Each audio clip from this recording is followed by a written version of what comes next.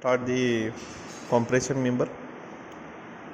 How you define the compression member? A member subjected to equal and opposite compressive force at their end is called as a compression member.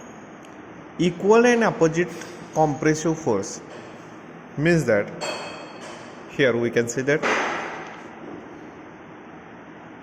this particular member we have to consider here.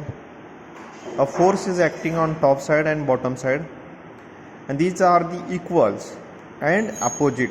In that situation we can say that the section or member is compression. So the common forms or common sections used as a compression member we can see here. Here the first example is two angles placed back to back, and no doubt back to back means that the particular situation or particular photo itself indicate that. The second case where the two angle section placed toe to toe. Next one is two channel section. These are the channel section. These two channel section placed back to back. This particular situation where the two channel section placed toe to toe.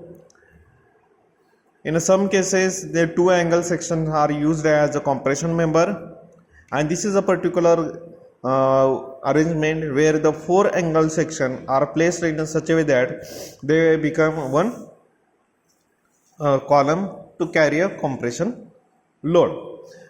Now the next is a mode of failure. How the compression members will be failed? We can see here. The first situation is a crushing. Mostly it is happen in the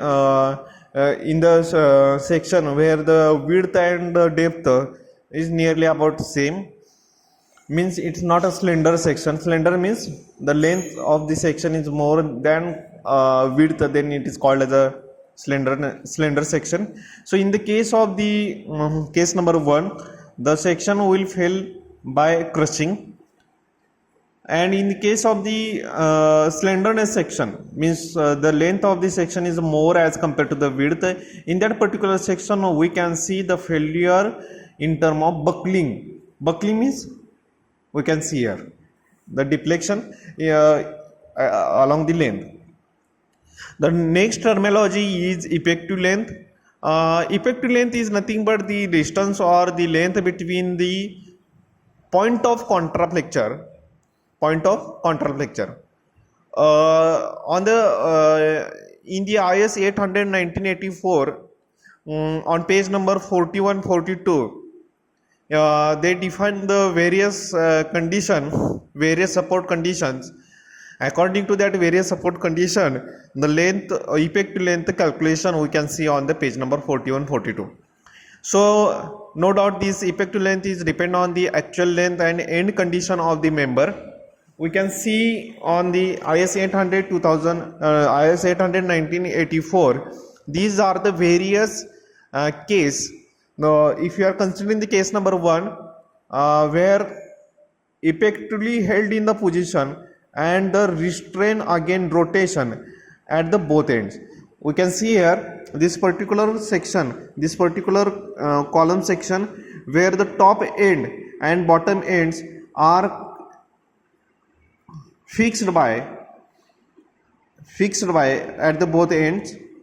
In that condition, if the both ends are fixed, in that condition we can consider or we can taken as a effective length is equal to 0.65 into actual length. Actual length means that the length between two support, length between member of two support, means that support to that support. This particular is actual length, and effective length means the length between the two contraflexure. This particular we can say that effective length. This is your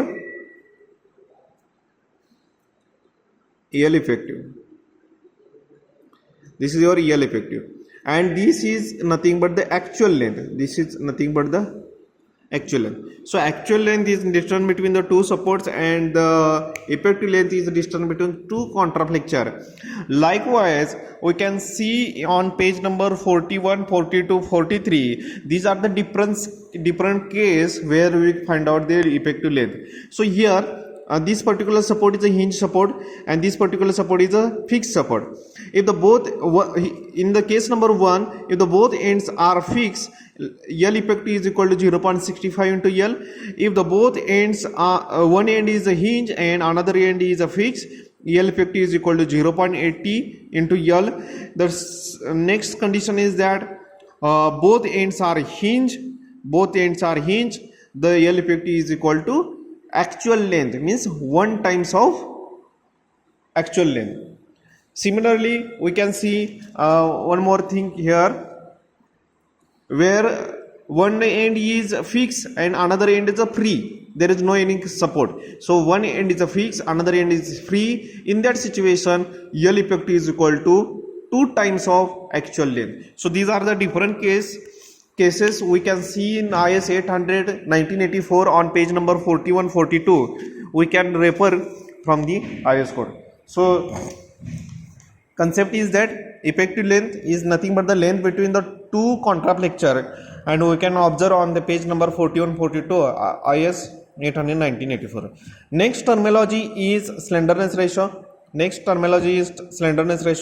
Slenderness ratio is a ratio of the effective length of member to the least radius of gyration. So